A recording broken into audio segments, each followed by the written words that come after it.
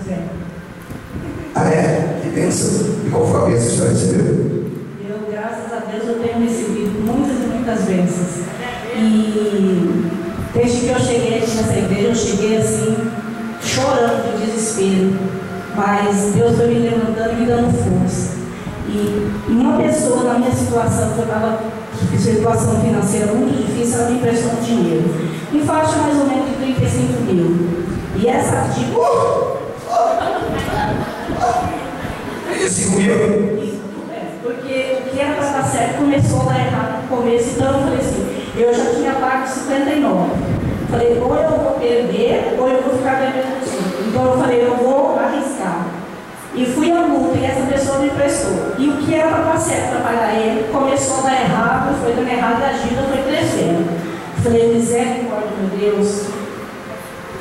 Eu falei, você vai ter que segurar essa peteca aí. E aí foi passando o tempo, foi passando e a dívida crescendo.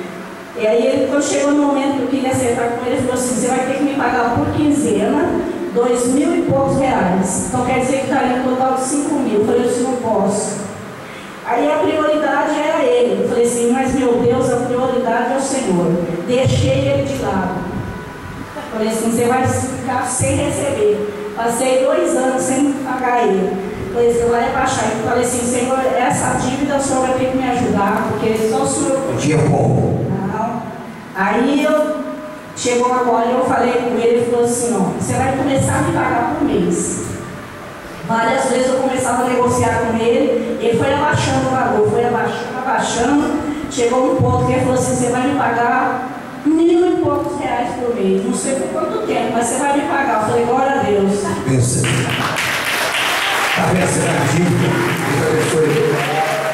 Glória a Deus. Amém, mas sua mão.